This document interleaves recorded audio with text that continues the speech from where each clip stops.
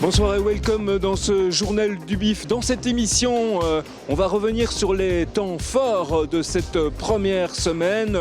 Rencontre avec les invités de marque du festival. Un focus sur la soirée de Belgian Wave. Mais on commence tout de suite avec un retour sur la cérémonie d'ouverture de ce 42e bif.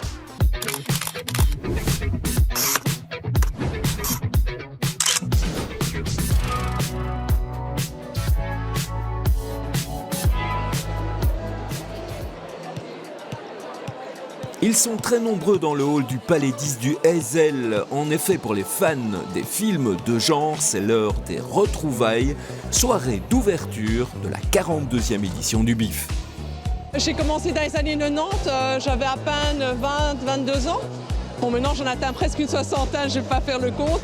Et voilà, maintenant j'ai emmené mes enfants aussi, des amis. Pour moi, c'est pas le 42e, je suis pas si vieille, mais oui, ça fait quand même la 20e édition que je fais, et donc oui, j'aime beaucoup. Et cette année, c'est les retrouvailles avec les autres bénévoles, donc c'est toujours un plaisir. Qu'est-ce que vous attendez de ce BIF 2024 ? De très beaux films, des films très gore, des petits frissons, beaucoup de fou rire aussi, et voilà, et de belles rencontres comme d'habitude. Une centaine de courts et de longs métrages au programme, mais aussi des expositions et bien sûr des animations, comme ce soir, un commando en provenance d'un monde post-apocalyptique. Nous sommes une compagnie, la compagnie des fourvoyeurs, la Manufactor, et on est ici pour l'ouverture. Donc eh bien, les comédiens sont en train de passer. C'est un post-apocalyptique, on cherche de l'eau pour les plantes, pour un futur dont on n'est plus trop certain, et je pense que vous les avez vus passer. Ce sont des comédiens qui viennent un peu partout, c'est-à-dire qu'on est une troupe de beaucoup de comédiens où on fait des choses très différentes. Ça peut aller du celtique, ça peut aller du chaman, du théâtre de rue, on fait des murder parties, des escape games, on fait les feux de la Saint-Jean à Mons. En fait, on est partout, et tout ça pour le plaisir de partager une passion. Bonsoir et bienvenue à la 42e édition du BIF. Cette cérémonie d'ouverture, c'est également l'occasion de mettre sur le devant de la scène un jeune réalisateur bruxellois d'adoption venu présenter en exclusivité un extrait de son prochain film en cours de post-production. Le BIF, c'est mon festival préféré en Belgique. J'y vais depuis que je vis en Belgique, donc depuis une dizaine d'années, j'y vais régulièrement. Et j'ai eu la chance, il y a 3 ans, bon c'était en plein Covid malheureusement, mais de présenter un court-métrage qui avait remporté le prix du court-métrage, qui s'appelle T'es morte Hélène. Et donc vraiment, ouais, beaucoup d'amour pour le BIF, je suis un régulier. Je déclare ouverte la 42e édition du BIF. Et c'est donc avec un plaisir non dissimulé que Mickey Blanchard s'est chargé de la coupe du ruban, tout en respectant la tradition de la chanson. La nuit se traîne, la nuit n'en finit plus, et j'attends que quelque chose... Heureusement, il y a une chanson dans mon film, donc c'est toujours facile quand il y a une chanson dans le film, on sait que c'est celle-là qu'il faut chanter. Merci. Bon festival, bon film, oui, film.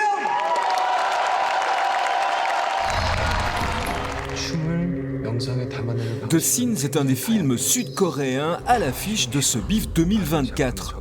La scénariste Shin Myung-jin et le réalisateur Don Sok-han sont venus le présenter en salle Ciné 2. Une séance sold out et une ambiance exaltée. L'occasion de demander aux biffeuses et aux biffeurs ce qu'ils pensent de ce cinéma venu de Corée du Sud. Et maintenant, la vie des biffeuses. Et des biffeurs.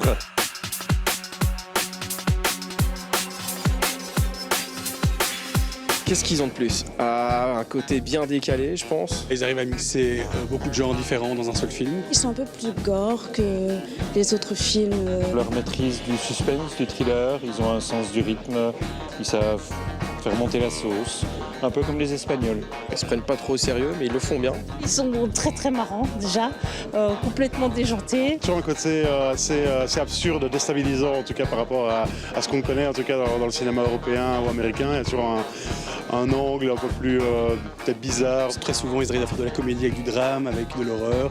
Parfois, ils reviennent sur de la comédie alors qu'on est dans l'horreur pure. Ça fait quelques années qu'on a l'habitude un peu de films un peu Disney, et là ils rentrent un peu dans un côté un peu plus trash. On sait qu'on va passer un bon moment quand on est avec eux. Des réalisateurs ou un film ou une série qui vous a marqué? Retenir des noms comme ça, à part les séries bien connues, genre les trucs qu'il y a sur Netflix, Squid Game et ce genre de trucs. Dustin, ce soir, qu'est-ce que vous savez de ce film? Je savais beaucoup de choses avant de venir, mais comme j'ai déjà vu 3 films, je sais plus. Mais je sais qu'on va passer un bon moment. On a un peu compris qu'il y a des zombies dedans, donc on a hâte de voir ça, quoi. Vous n'avez pas regardé la bande-annonce? Non, c'est surprise pour nous. J'en sais pas grand-chose à part ce que j'ai vu dans la bande-annonce, donc ça va être la surprise. Mais en tout cas, j'espère être à la fois surpris et peut-être un peu rigoler. Hein. On est toujours là pour ça au BIF en tout cas.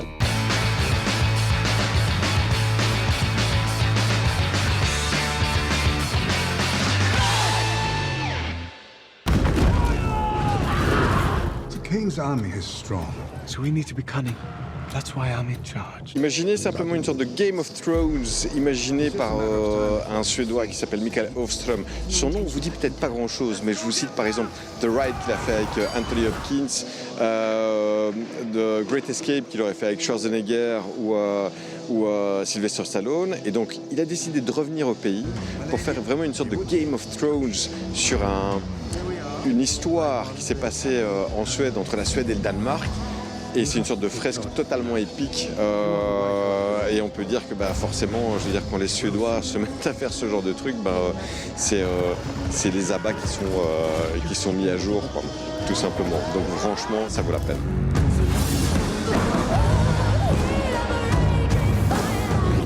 There are no limits to my power. First, a scientist makes a time machine that leaps back exactly 1 minute into the past. La nuit, 4 films et on commence avec un film américain qui s'appelle Tim Travers and Time Traveler's Paradox. Et alors, je ne sais pas si vous connaissez ce fameux paradoxe justement du grand-père, c'est-à-dire, je vous l'explique très rapidement parce que ça va vraiment expliquer le film. Imaginez quelqu'un qui va retourner dans le passé pour tuer son grand-père. S'il tue son grand-père, est-ce qu'il existe encore? Ça, c'est le fameux paradoxe. Et donc, on a cet Américain, Stimson Sneed, qui s'est dit « Je vais faire un film pour détruire complètement ce paradoxe et foutre un boxon total. » Alors, ce qui est génial, c'est que c'est un film à la fois pour les physiciens, pour les scientifiques et pour les nuls en physique comme moi, parce que sincèrement, j'y connaissais rien du tout, mais j'ai passé un moment absolument exquis, quoi. Et donc ça, c'est juste pour ouvrir la nuit et c'est une petite mise en bouche absolument succulente.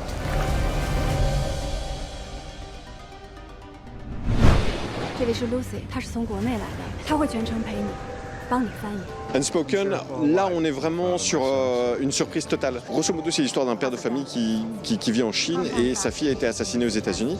Il va enquêter sur place, sa fille est sourde-muette et il va se rendre compte que voilà, forcément il y a des problèmes raciaux qui existent aux États-Unis et surtout, ce qu'on adorait, c'est que finalement le langage des sourds ne concerne pas uniquement les malentendants. Et donc, il y a une sorte de vision globale de la société qui nous a beaucoup conquis.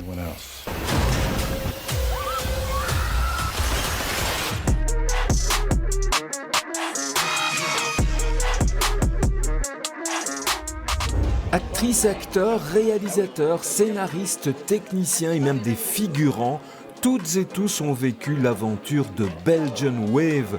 Ce film noir, jaune, rouge mélange thriller, fantastique, horreur et même science-fiction, puisqu'il évoque la vague d'ovnis apparue dans le ciel belge début des années 90. Que dans la nuit du 30 au 31 mars 1990, l'armée envoie 2 F-16 à la poursuite d'objets volants repérés par de nombreux témoins. Le public cible est vraiment ici. On espère surtout que ça leur plaira. Et voilà, c'est vraiment c'est fait pour eux en tout cas. Avec amour, ça a été fait pour eux. C'est juste incroyable de se dire, le festival, on est allé tellement de fois programme un film de genre belge, complètement psyché, barré, de genre, de science-fiction. Donc finalement, c'est vrai que c'est un peu un sentiment assez étrange. Il y avait un scénario, mais disons qu'on l'a, voilà, on a un peu tout réécrit ensemble, on a un peu cassé les codes. Et on a, oui, je crois qu'on a fait un objet filmique non identifiable.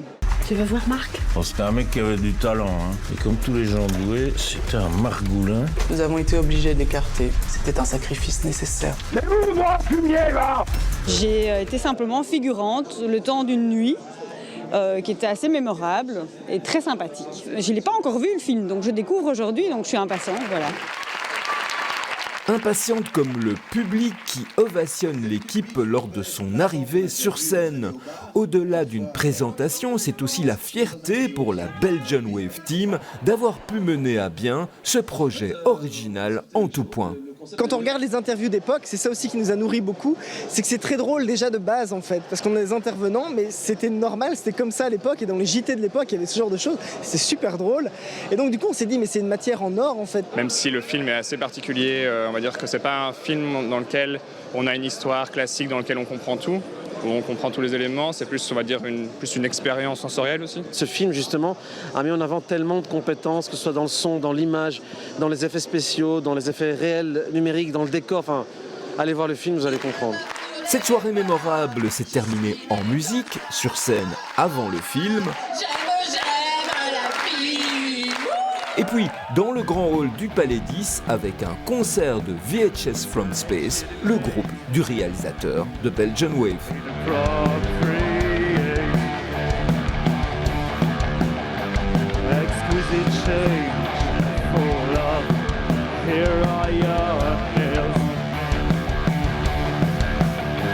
Fin de ce journal du bif que vous pouvez évidemment retrouver sur le site de BX1 et n'hésitez pas à vous brancher sur BX1 pour continuer à suivre cette 42e édition du bif. Excellente soirée.